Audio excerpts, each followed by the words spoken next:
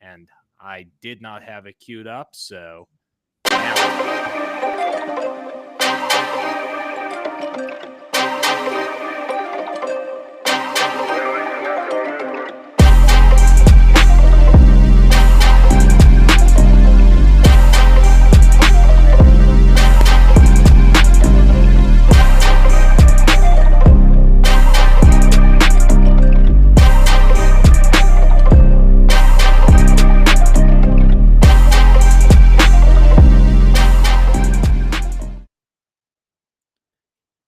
Well, we have Chev in the chat already, so that's fantastic. He's here in spirit no matter what. But we are live today. We are talking the hardest decision points that you have in your fantasy football semifinals. I am Addi, the Nard Dog Narder.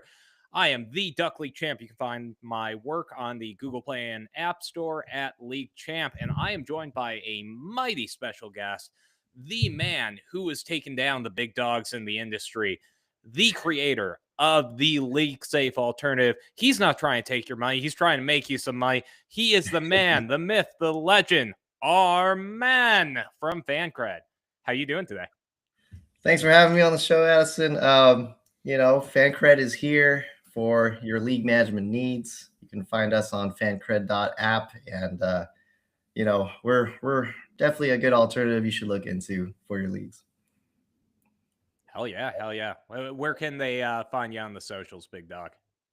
I got all our socials posted on the bottom of the site at fancred.app. But you can find me, like, a lot of tags I use is FanCred Founder. So Instagram, fantastic, TikTok, YouTube, check it out.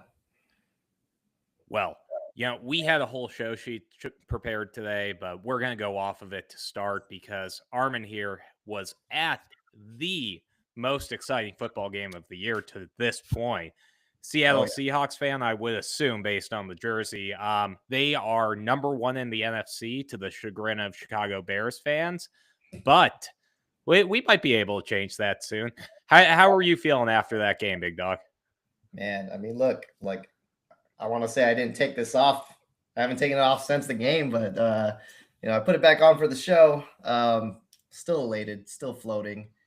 Amazing game. I was there on the goal line. My seats were on the goal line where they made the 2-point conversion to win the game. And oh my God, it was a roller coaster. Let's talk ups and downs. The whole stadium would just be down especially when Puka scored that touchdown in OT. It was quiet, but then we roared back and took first place handedly. Hey, we know who the 12th man on the field is right there, and it's you, buddy. But no, that's crazy. That game was so much fun, and to be honest, the biggest thing for me watching that was reaffirmation that Kenneth Walker is incredibly good at football. Because oh my gosh, this year has challenged my faith on Kenneth Walker. Dude, yeah, I talked to a lot of fans, a lot of other Seahawks fans. I'm like, dude, I don't know if they're gonna bring him back. I don't think the coaching staff likes him. The split between him and Charbonnet is way too much for how talented K9 is, but he's showing that he's a game changer. I hope we give him more run, and I hope we extend him soon. Yeah, I hope so too. The guy is one of the most fun running backs to play or to watch play in the NFL. One of the highest broken tackle rates. Like, he's fast. He comps to Breece Hall. A guy like that should be thriving in that Mike McDonald system, but we'll see. Yep, we have another friend of the show in the chat. We have Siri Rocco here talking about Anthony Richardson as the league winner in week 17. I'm going to go ahead and just skip right over them. We're going to go into an actual topic. Thanks for contributing, Rocco. Love that one in there. I want to believe it too, but we aren't wish casting today. We're talking hard decisions. And if A. Rich was starting this week, it would be a hard decision, but he's not. So we're going to go straight into the week here. And the first topic we have coming up today is game environments. I kind of wanted to tackle those game environments that seem like they might be shootouts, that might be scarier than they look, or the matchups that seem like they might be slogs. Hell, last night I thought that was going to be a defensive showdown, and it sure as shit wasn't. The weather But helped. It was the raining all weather helped. day, and then it cleared up for the game. I had my poncho with me, Love that. and I never needed it, thankfully. So yeah, quite a bit. Man, Yeah, love yeah. it. Well, while we're talking about it, he threw in a Hawks don't deserve Kenneth Walker the third. He's gotten to be on some winning football teams. I as a running back, what more can you hope for? There's some truth to that. We need to give him more run. This is a campaign You do. to the coaching staff. Just give him more run, please. Well, we're going to start out here with a game that is near and dear to my heart because I don't think that it's properly evaluated. We have the Jacksonville Jaguars at the Denver Broncos, -3 to the Broncos, 47.5 over under. So you'd assume it's a pretty high scoring game, but I would argue that this one is the sneakiest slog that we have in the entire NFL this week. We have two teams that would love to rely on the running game, that have solid defenses, that kind of pass funnel, but pass funnel to very mid quarterbacks. I think Bo Nix and Trevor Lawrence are two of the most mid guys that I've seen this season, despite their recent success. How are you feeling about this game? I think you got it accurately accounted for. Denver with Bo Nix, Jacksonville with Trevor Lawrence. Those guys could regress at any moment. I know they had, Trevor Lawrence has had a few good weeks. Bo Nix had last week was great, but yeah, like this becomes a defensive minded game pretty easily. I can see that. And, that over under is looking pretty high.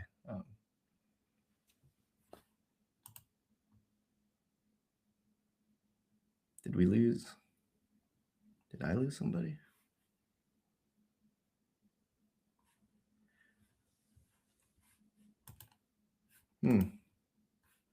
Technical difficulties on the show, maybe?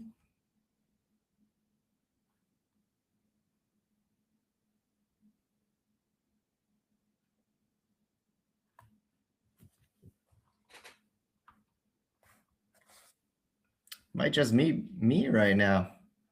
I'm taking over the Two Guys One Pod show.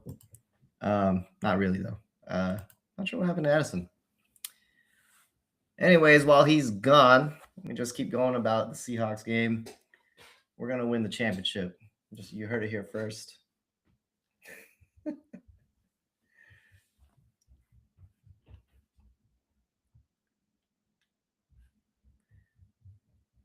Man, what happened?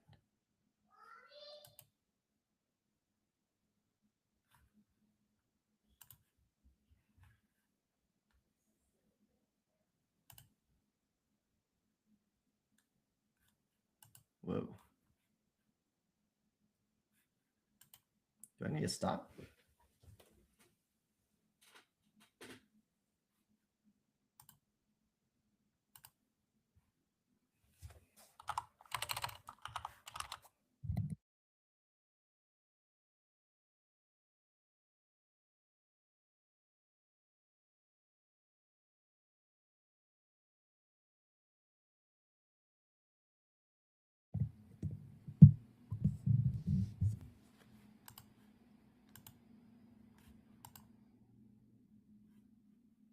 Hey, chat.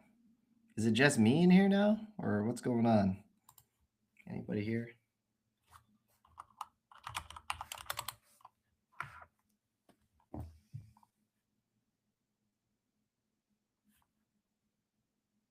Should I leave? Should I stay? Or should I go now?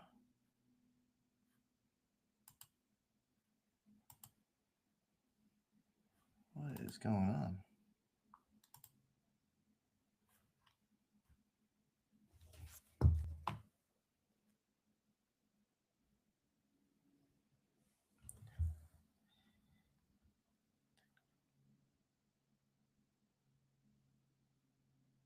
Oh, just got a message. He said, of course, my Wi-Fi is shitting the bed for the show. Maybe I'll take over for a little bit, a little monologue.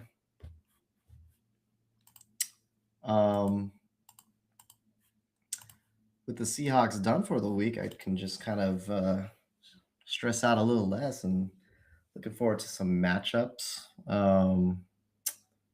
Let's see. Yeah, the Jacksonville Denver game. I gotta check. Is it it's gonna be snowing? What's the forecast in Denver? Actually looks pretty nice. Partly cloudy. Cold, of course, but maybe that plays in Denver's favor in Jacksonville. Let's see.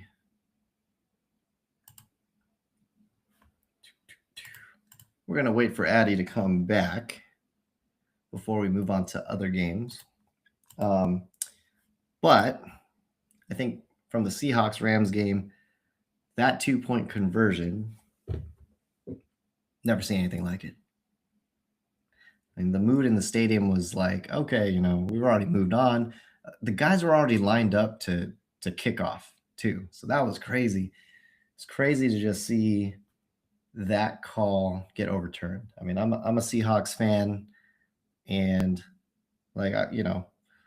we did see it could be considered a fumble, but I was not thinking we were going to get 2 points out of that, even if it was a backwards pass and whatnot, because it just seemed like the play was dead and you kind of had to leave it at that. But I'm thankful. 2 points. We needed it. We needed every point. We only won by 1, 38-37. And then the Rams missed field goal. That was huge as well. I snagged some tickets at the last minute to sit where I got to sit for a pretty good deal. But man, everybody at the end of the game was so joyful. Everyone just hugging strangers, just high-fiving, just screaming at the top of their lungs. One of the best game experiences I've ever had. One game that might beat that was when Russ came and we showed him we didn't need him. That season opener a few years back. That was awesome to see. I've never heard the stadium so loud in boos before. So we won that game. It's tough to beat. Gino didn't write back. Very memorable as well. I didn't get to go to the NFC conference game between the Packers and the Seahawks. If I was there live, that definitely still would take the cake. But yeah, look at that. I tried to hold it down, but I'm glad you're back. I could not be more impressed because, oh my gosh, the jackals at my work get my good Wi-Fi for 8 hours of this whole fucking day, and I have to midway through my stream deal with T-Mobile Wi-Fi cutting out on me. Namaste. Okay. Well, what'd you get to while I was gone? I don't know. I did stop for a bit. I was like, I've never been on this show. I guess this is how it's run. They just let the guest spotlight go on. I was like, maybe I'm the owner of this pod now, but no, I just covered the game of the Seahawks game more in depth and then talked about Jacksonville and Denver. I didn't want to move on without you. So, Oh, I did. Well, that's why me and Arman get along. He's there for me and I'm there for him, except for when my Wi-Fi goes out, apparently. But let's move it into the next topic here. We're moving straight along. He held down the fort. Hopefully my face wasn't in too weird of a position when I stopped talking. But, this is a Chicago Bears show. The Wi-Fi networks don't want me to tell you about this, but this Chicago Bears game is going to be a lot of fun. We are playing the Packers this week. I thought it was going to be for more first place implications, but the Seattle Seahawks hold their destiny in their hands. So we'll see how that goes. They are playing the Packers. I think this one could be a sneaky shootout. The weather is actually fantastic tomorrow in Chicago. The big thing you realize when you live in this city is that you don't know anything about the next day. It's been -5 all of today. It's going to be 60 tomorrow. So yeah, and couldn't be happier for my Bears because we are going to need a little bit of help. We don't got Rome. We don't got Luther Burden. I threw this on here before they were rolled out, but I still feel it. I still think that this one can be a bit of a shootout. I think Jordan Love is a more than capable quarterback. He has his entire receiving room other than Kraft. How are you feeling about this game? Yeah, I'm wondering about those Chicago offensive weapons. I mean, you might not even. I know Swift has been on the injury report. If Monungai is the starter, oh, I can't. I'd be excited because I have him in a few leagues. But yeah, I agree. Can be a sneaky shootout. We had Micah Parsons go out for the rest of the season. I think that trends towards a more offensive game as well. Um, be happy to see in the second round of the playoffs more offensive shootouts like this. So I certainly would love to see it. And to go along with that, it is really not a strong suit of the Packers to actually hold teams to a very low total. Like, despite that defense having a ton of pieces, they constantly do give up big plays. Bo Nix just teared them up for about 30 points last week. I could see the Bears doing the exact same thing. But, since I finagled away a bunch of our time, we'll go faster through these next ones. Next up, we got New England at Baltimore, minus 348.5 over under. I would love to know your thoughts on this one because I feel like this one could be a sneaky slog, but I know that everyone is excited for this Sunday night matchup. I'm with you that it's a sneaky slog. Like Lamar Jackson hasn't truly come back to form. If it's any game to do it, hopefully it's this one. But New England has got, they're respectable on defense. The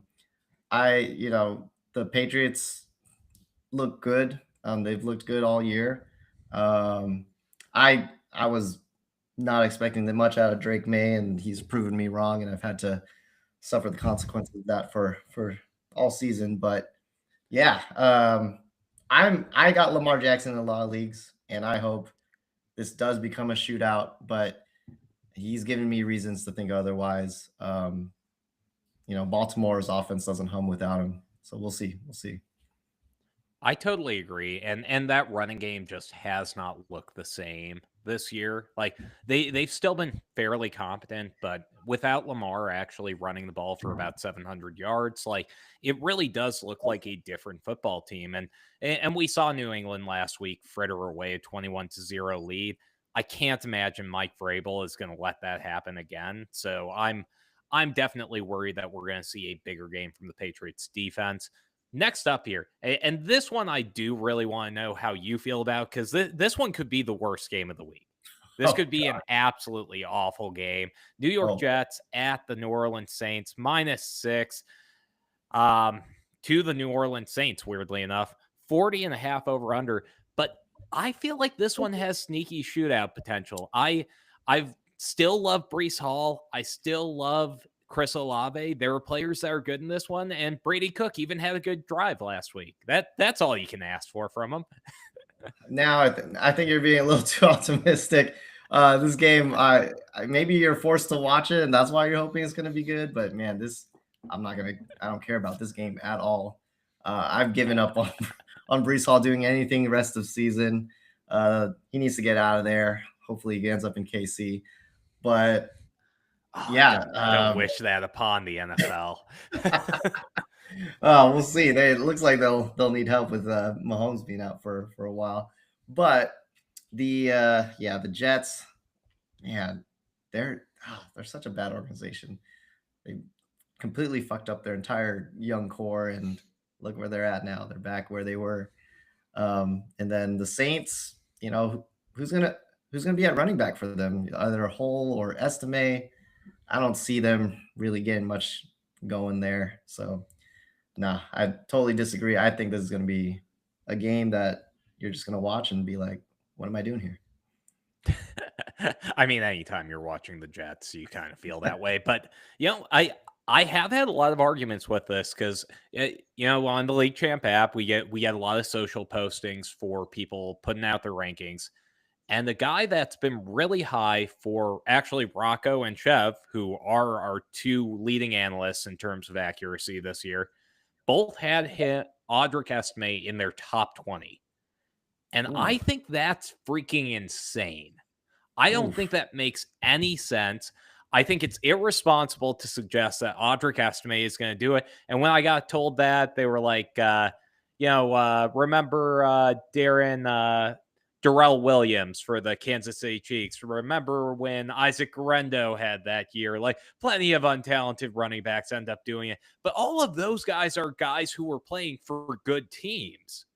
Oh, I it's don't true. I don't see the love for Audric Estime. Do you see anything there? Because I could see Evan Hall even taking his job.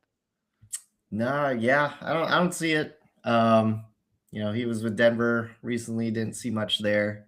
And you're right. Like, I think being a good team matters when you're expecting an unknown running back to really pop out of the gates. So yeah, 20 is real high, and that's saying a lot. Rocco had him at 14, which I don't condone on this show. I got him in the 30s. But let's move it into the hardest players to rank in our semifinals. We're in some semifinal matchups. We looked through them. We tried to find those players that are just on the fringe of our lineups. I almost got Quentin Johnston on this one, but I finally fully given up. Like, I was out at the beginning of this year. He pulled me back in for a bit, and all the rosters where I couldn't get him traded off, I got him traded off in a bunch, and I feel great about it. Like, the people that traded me QJ in a second for Olave, thank you for Olave. Ooh, But nice return there. dude, right? It feels great to have that guy off my roster because I genuinely don't think he's very good at football, and that's the thing that hurts me because I'm an analytics guy. I love the combine. I love seeing the player metrics. I love making the comps, and QJ is the kind of guy that makes me look like an idiot, and he has for years for me, and I'm ready to be done. But in that same vein, I threw my first one on here. We'll go back and forth on these. Deebo Samuel. With Marcus Mariota in there, with the Washington Commanders having absolutely nothing to play for, Jaden Daniels isn't coming back. How are you feeling about Deebo? Because I get the stress farts just thinking about Fat Deebo coming into the game. Debo's had I look at his game log. He's had a decent year. He has. Yeah, if I'm starting him, I'm not too stressed out, especially if I need to start him. If he's the only option I got, I'd have a lot of faith playing him. But yeah, Marcus Mariota, Commanders, they're done. They're not playing for anything. We'll see. I don't stress about starting Deebo as much. I don't have him anywhere actually, so maybe it's easier for me to say fair. this. So, yeah, they're playing who are they playing this week? They're playing the Philadelphia Eagles this week. Playing the Eagles. Oh yes, and I think the Eagles are super motivated to get back on the right track. That game against the Raiders doesn't count, so we'll see. We'll see. I'm not too stressed about if I was a Deebo owner and I had to start him. But what about you? What's your particular stressful points there? Okay, well, let me throw a couple. I got my league champ ranks up here. Would you rather play Deebo Samuel or Christian Watson? Is Watson playing? I thought he was hurt. He's been hurt. He hasn't been firmly ruled out yet, but I'd beat Deebo. I'd take Deebo. Okay, him or Jerry Jeudy? Deebo. Okay, Jordan Addison. Deebo. See, I guess yeah, not too worried. Jacoby Myers. Oh, hey, and he got paid. He got paid. I like him. He's looking like the number one there now. So Jacoby there. Okay. Yeah, I like the conviction there. I feel like that range is scary just because any of those guys could have a 20-point game and you don't know when it's going to happen. But speaking of guys who you don't know when they're going to have a 20-point game, we're going to move to your first player here, Devontae Smith, the king of the random 20 burger. How are you feeling about Devontae this week?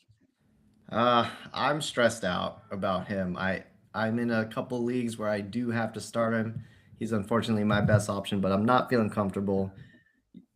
The 20 points, they come and you never know when they're going to come. You got AJ Brown there. It always feels like you're going to have either a Devontae Smith or an AJ Brown game, or you're just going to have neither of them. And so I think last week he only had like 2 catches for like 50 yards, and that's not going to get it done in the playoffs. I'm sweating about him, but I don't have anyone better to start. Yep. Who are you considering over him? Because I have Devontae Smith pretty high in my rankings. I have him around that like Michael Pittman, like Zay Pittman. Flowers sort of range. How would you who would you go between Pittman and Devontae Smith this week? You know, I have Pittman as well, and I'm benching him for Devontae Smith. I you know it. I actually went to the Colts game and watched Rivers sling it to Jonathan Taylor and Amir Abdullah, and it was like, well, he's not going downfield much, and so that's how I feel about Pittman. Too much risk there. So Devontae Smith, I got to roll with him. I just don't have much faith in Pittman. Another person that I'm starting him over. Let me go look at my team. You know, the likes of David Montgomery. Like we're talking about flex position here. Um, You're going with him over Monty. yeah. See, I would have Monty in there. I'm a little surprised by that one against the Pittsburgh run deep. They haven't looked anything close to menacing lately. Yeah, I just think Jahmyr Gibbs is just taking over that backfield. Fantastic. They're giving Montgomery less and less run, and you're touchdown dependent at that point. So, you aren't with Devontae Smith. I think less so. I think less so with Devontae. You're right. But yeah. So, he's probably the my biggest concern this week. I'm totally with you. He's a high variance player, and we're talking high variance players here today. Like, I think that if you're in a safe matchup, I'd rather have Montgomery in there. But if you're trying to get it done, like if you think it's even going to be close, I'd have Smith in there. He has more upside, and David Montgomery could easily get game scripted out of any game. Aaron Rodgers is playing in Detroit. Like you know he wants to stick it to the Lions. That guy has nothing other than vendettas keeping him running at this point in time. But let's move it on to my next one here. I have tons of players that aren't very fun to deal with this season on my list. I have Tony Pollard here. You might be wondering how my team made the semis with Tony Pollard. I'm wondering the same thing because I couldn't play him any of this year. He's been terrifying. He's had 1 or 2 great weeks, and you have no clue when they're going to happen. How are you feeling about Tony Pollard? Oh, if I had Pollard in the playoffs, no, I'm like just packing it in already. I have him in some deep leagues, so he gets in there over guys like QJ, over guys like Cooper Kupp. I think that you're going to have some teams that have Pollard in that last flex spot because of those last couple games where he has actually looked like the running back that we all thought he'd be after Dallas for years. Like every time Pollard has a good game and I'm not expecting it, it just hurts me personally because I'm like, I knew it. I knew he was good. He was decent last year, right? This year it was surprising. I actually had him as a steal in a lot of redraft leagues, and I thought he was going to produce. But man, it's crazy. I think he had the most carries for the least production. I think he kind of broke that record. It's crazy to see anyone ever. Yeah. So it's wild. I know he's had those 2 games, whatever, where they're recent too, right? So people are like, let's ride the wave. But the sample size shows like you're in for a hurting this week if you're relying for him to win your championship. I totally agree. But you know what? I'm going to pull up the ranks. I'm going to test that conviction real fast here because I have Tony Pollard in my ranks down at RB31. Who do you have between him and Gainwell? Gainwell's looked incredible the past couple of weeks. He has Tony Pollard syndrome. So, I mean, in a PPR league, I'll confidently put Gainwell over Tony Pollard. I like that call. Gainwell's just looked fantastic, especially catching the ball out of the backfield. And I mean, I run a long shots game, and Gainwell is one of the top players to break through his projection every week. Actually. So I'm liking Gainwell over Pollard. Okay. How about another committee back? Kamani Vidal. Who are you going between him and Pollard? That's tough. Like, I It's a tend to gross lean. question. Yeah, I tend to lean, if the guy's the starter and has a good running, has a good share of the runs, usually go with him. But in this situation, I am leaning towards Kamani Vidal. Hampton still coming off of injury. I like how much Kamani Vidal was involved in the offense despite Hampton coming back. And so I think for the rest of this year, you can kind of feel comfortable starting Vidal in this spot.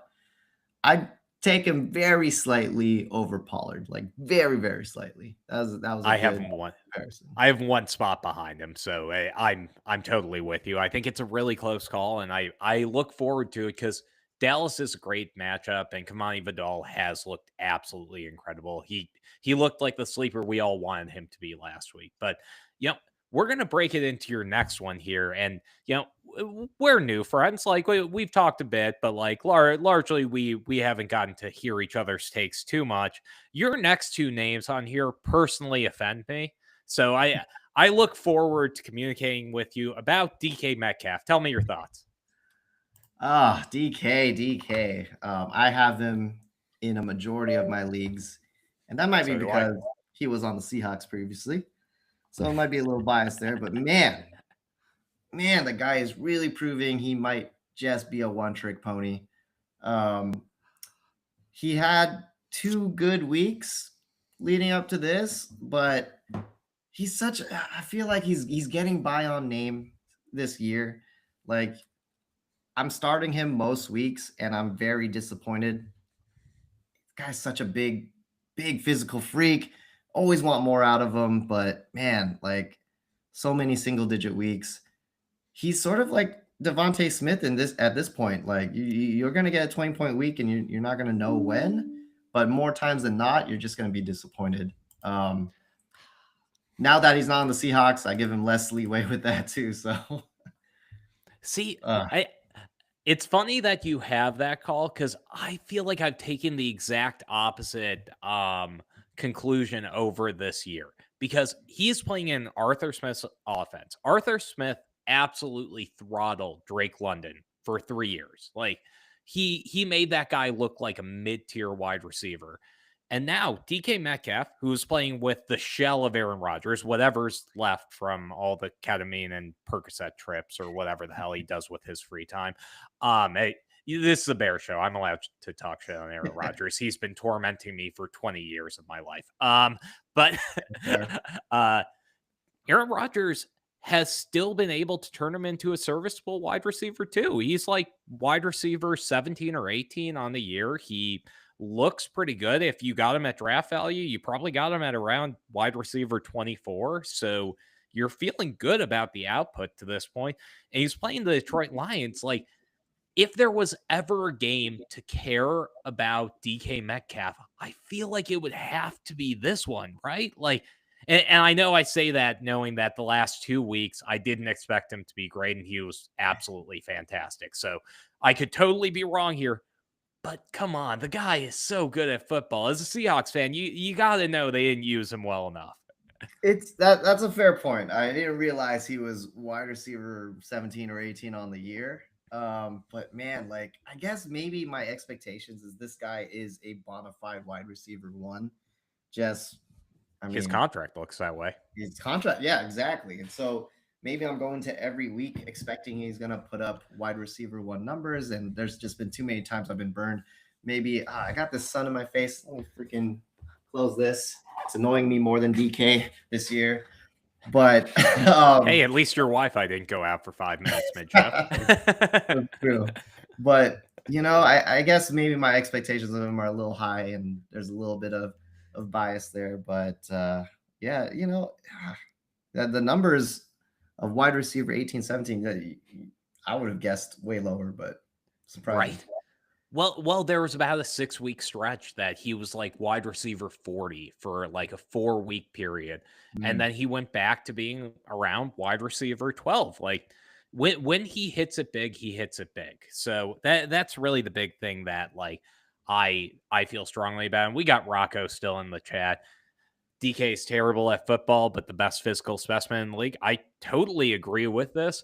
Agreed. And to be honest, he proves my point that athleticism does matter, because the guy who is not that great at playing wide receiver can still be the wide receiver 16 or 17 on a weekly basis, because he is that much bigger and stronger. Like, that run last week was a Marshawn Lynch caliber run where he threw a Miami defender halfway across the field. Like, he's such a fun player to watch. I genuinely hope they get it figured out and get rid of Arthur Smith, but Pittsburgh's gonna end up 9-8, and they're gonna stick with doing the exact same thing year over year. But let's move it into your next one here, or actually my next one. And I'm going to make the fans here unhappy. I'm going to bring up Kyle Pitts. Ooh. And you know what? Like, Yeah. we finally saw the breakout. We saw the best tight end game in 25 years. It was incredible. It looked great too. Can you trust him with Drake London? I don't think you can. But you have to. Like, You have to. you can't just sit a guy that just set records for tight ends. It's like, oh, this guy put up 45 points. If you bench him, it's like, dude, what are you doing? You have to start him. Drake London tampers that expectation a little bit, but I think he's a must start for a lot of teams, right? There's not too many tight ends that I would start over him, actually.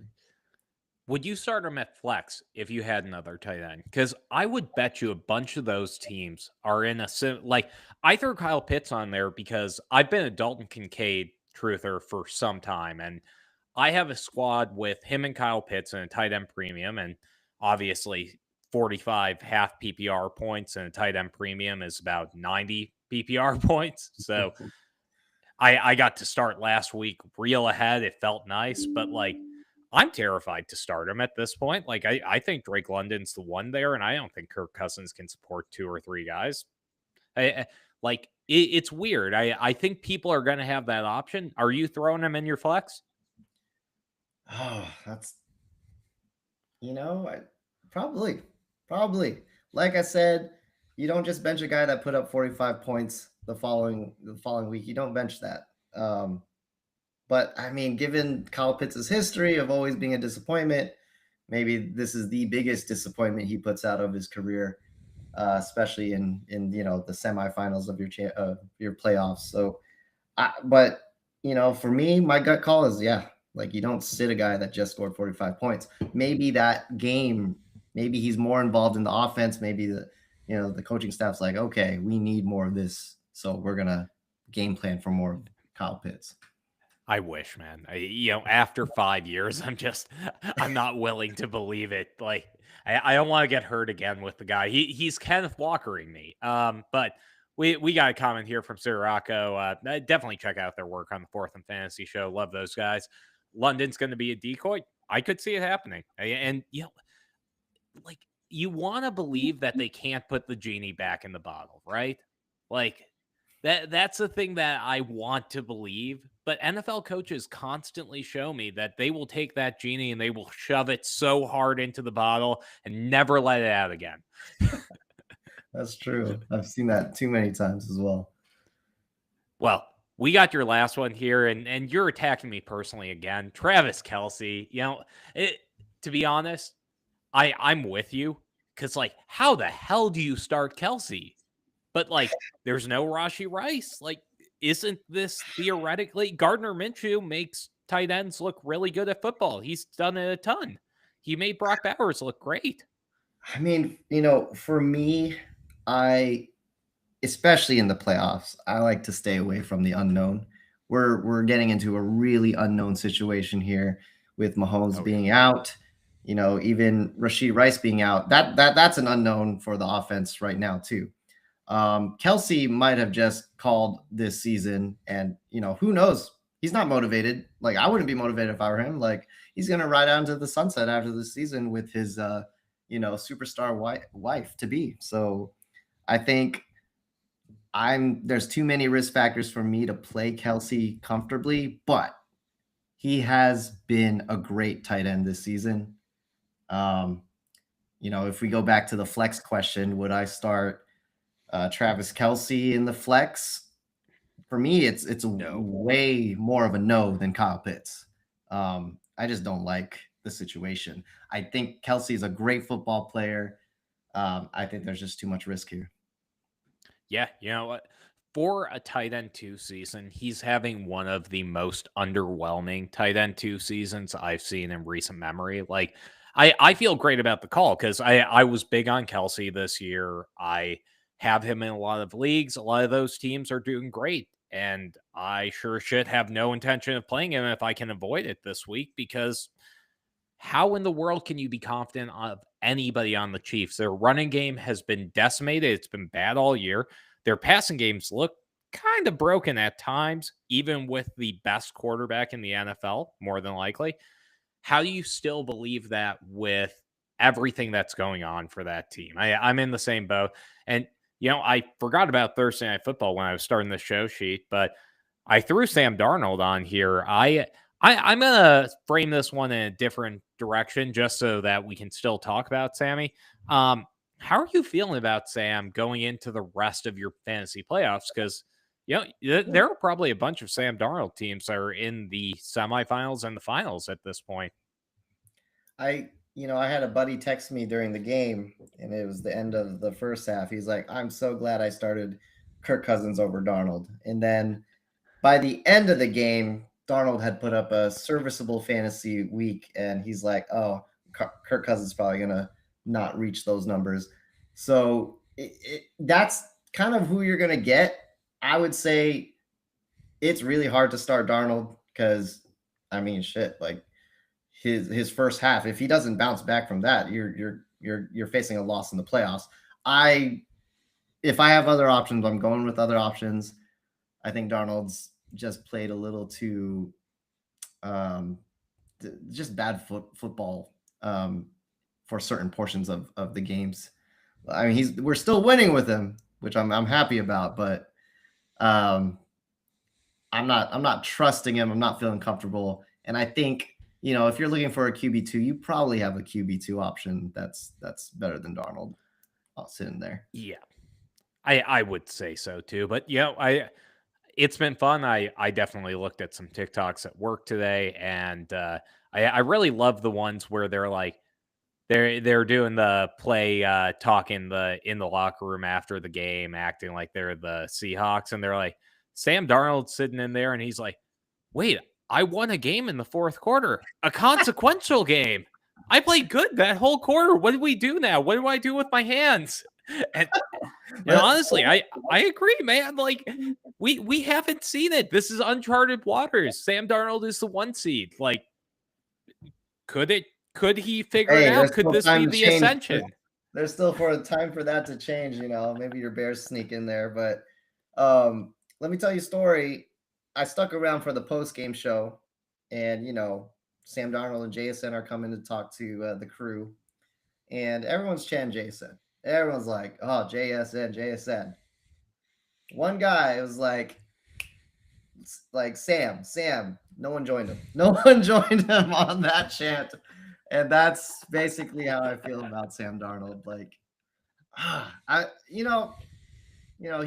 he's done great overall as a Seahawks fan, right? But if we're talking about trusting him to win a fantasy championship, no, not going to do that. Yeah, I wouldn't either. The benefit we get as fantasy GMs is we don't need to start Sam Darnold, unlike NFL teams. But let's move it into the next one here. I wanted to throw in to end this show some like undercover league winners because every year we have an Audric Estime, a Ja'Cory Krosky Merritt, a Darnell Williams, or Daryl Williams, Dion Lewis, Jerick McKinnon. I could rattle these off for a week, but there's always one. And I think that it's somebody that you're going to be able to pick up on your waiver wire. The first one I wanted to throw out here is Ja'Cory Krosky Merritt. We saw him re-break out, finally, after 7 weeks of absolutely nothing, essentially getting soft benched for Jeremy McNichols and Chris Rodriguez. And we're finally seeing him break out a little bit. How are you feeling about JCM? First, shout out to a fellow Arizona Wildcat. It's been cool seeing him be relevant in the league. But you know, I don't think the coaching staff is all hyped up on Bill as the rest of us were very early in the season. Or even now. Yeah, we'll see. I don't see him feeling like the league winners that we've seen in the past at late end of the season. I don't see that. He's had his opportunities. A lot of the guys that you see, right? They didn't have the opportunity, but once they got it, boom, they win you your fantasy championship. I think Bill has had his opportunity. Lewis. Yeah, been up and down for him. I don't think I'd put him here as a league winner, but we'll see. Same boat, but he reminds me of a guy that you probably know pretty well as Seattle Seahawks fan, Thomas Rawls. Like, we saw a similar physical runner coming from a low tier school, coming out and starting to put together a solid play. But even then, Thomas Rawls was still in the Russell Wilson offense, and he had a bit more going for him than Marcus Mariota. So I will at least acknowledge that much. But you know what? Screw it. For Rocco, we'll throw it on the show. We talked a little Estime. He's throwing Estime as a potential league winner. And when we're talking opportunity, he's going to get 50+% of the touches this week. Is Estime your league winner? We'll see. I mean, 14, right? Is that what Rocco had him at? Man. Yeah. Ooh. I don't have him there. I don't know. Do you know this guy personally? Have you talked to his parents or something? Or they paying you to say that? I don't know. We'll see. I'll be pleasantly surprised if he is a league winner. I don't see it. Yeah, he was great at Notre Dame. Like, when I first started doing college film, one of the first ones I reviewed was Audric Estime, and I thought he was a little underdrafted. But to be honest, like, when Sean Payton says he doesn't like playing you at running back, I know a lot of people are like, oh, Sean Payton, he doesn't really like specific types of players. He benches all sorts of players into lack of relevancy. I agree with all of that. I also think that he has coached some of the best running backs that we've seen in the NFL throughout his career. And since he's done that, and he's been able to spot guys like Alvin Kamara, he's been able to spot situations like RJ Harvey, J.K. Dobbins, I'm more willing to believe that he knows when a guy just can't play. And the fact that Estime wasn't even able to overtake Devin Neal is the thing that worries me about him. Like, Devin Neal is good at all aspects of the game and really bad at one thing, which is being more athletic than the guy across from him, which matters. And I think that if you can't beat that guy, that means you probably aren't as explosive as your profile says. But let's move it into yours, because this one is one I've had trouble buying into. I really want you to talk me into this one, because I have shares. I believe in this guy, and he just got a ton of money. Oh, yeah. So tell me why I should believe in Jakobi Meyers. I think Jakobi Meyers, is you're not going to find him on the waiver wire, obviously. When I read this undercover league winner, I was just thinking, who am I not thinking about that is going to lead people to championships? Jakobi Meyers came to mind. I like that one. Yeah, he just got the bag, right? He got the bag. He's come into Jacksonville and just fit in seamlessly, and they've got some good AFC matchups coming up.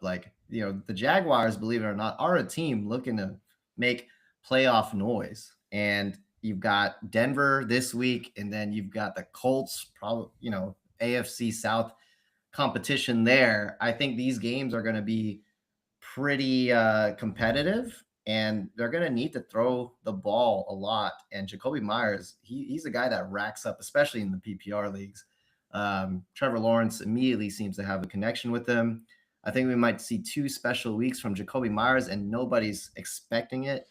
And I have him in. I just traded one of my first rounders for him and George Kittle, and so I'm looking really nice right now with that trade. So That's nice value. I love yeah, that one. yeah. So Jacoby Myers, I fully believe he's going to surprise people the next 2 weeks.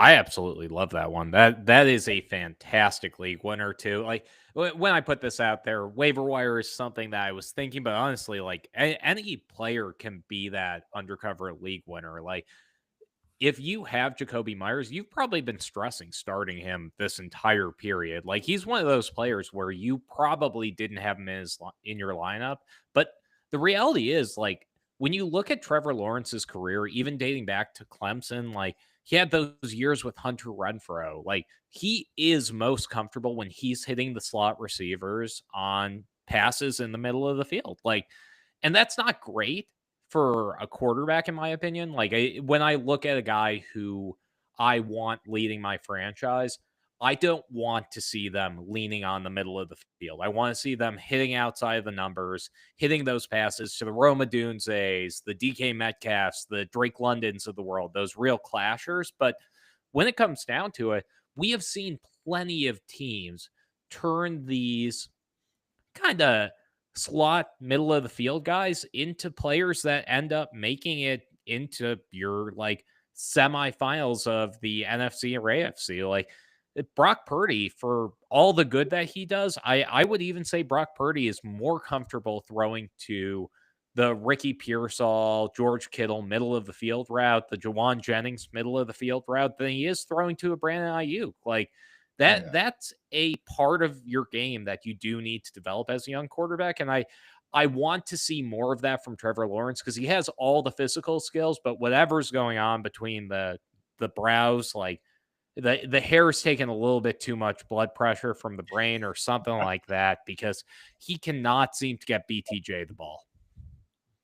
Yeah, yeah, that's been quite a surprise, quite a fall off this year for BTJ, and then Jacksonville just giving Jacoby. It's like, oh man, there's some good long term value with Jacoby. I'm like super stoked about my trade. I know I just keep talking about it, but that was before the contract too. I was like, oh man, even more happiness from Oh my yeah. side. You aren't getting that trade done after Yeah, the contract. yeah, and then with Travis Hunter going out, it'd be interesting. I don't see them trying to play him on both sides. Maybe he just plays DB the rest of his career. But yeah, BTJ that is disappointing. Trevor Lawrence is yeah.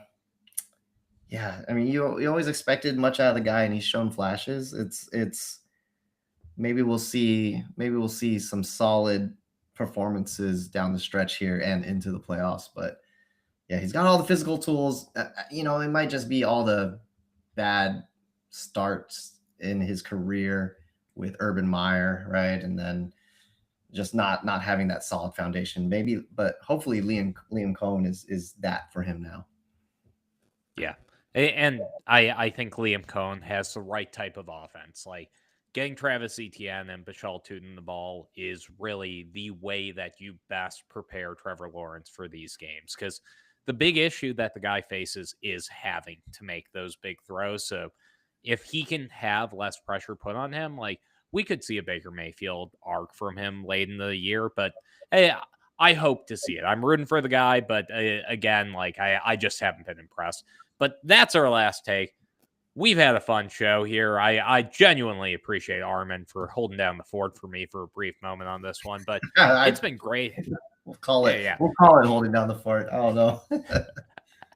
I'm excited to see what you were talking about. But that all being said, I am Ivan R. Dugnar. You can find me at Duck League Champ on all your social media platforms, and you can find my work on the Google Play and App Store. Get your ranks in for League Champ. We're holding contests all the way through the offseason. We'll have one for the draft. We'll have them for the playoffs. So you want a free jersey, you get in those contests.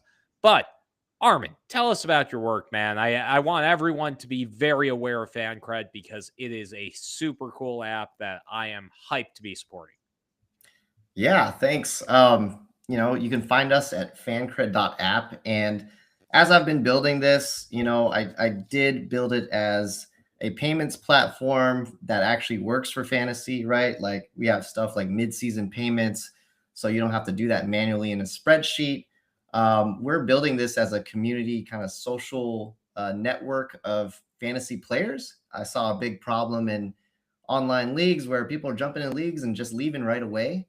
So more transparency around who's good quality players online, ones that won't be toxic. That's what we're hoping to achieve with our rating systems at the end of the season, and just make it easier for you to pay into your leagues too. We have a Zelle option that's fee free. I know that's a lot of barriers for people when they're using these payment platforms online, so we want to provide that as a good value to FanCred users. And we have a lot more plans in the future to just build a really great platform. One of our biggest visions is to be the Airbnb of fantasy leagues. So think about this. You want to build a league, you post it there, it gets filled quick, right? That's the goal of FanCred, and we're just getting started. Hell yeah, man. Hey, I can't wait to see more of it, and definitely be sure to check out FanCred, especially if you're on League Safe. It's a great alternative there. And you can catch us every Thursday on our DFS gambling show. I will be back on the Sunday morning injury show with Ben McCown, the fantastic Twitter doctor of fantasy football. So you can see me there. But as my co host always says, Drake London forever.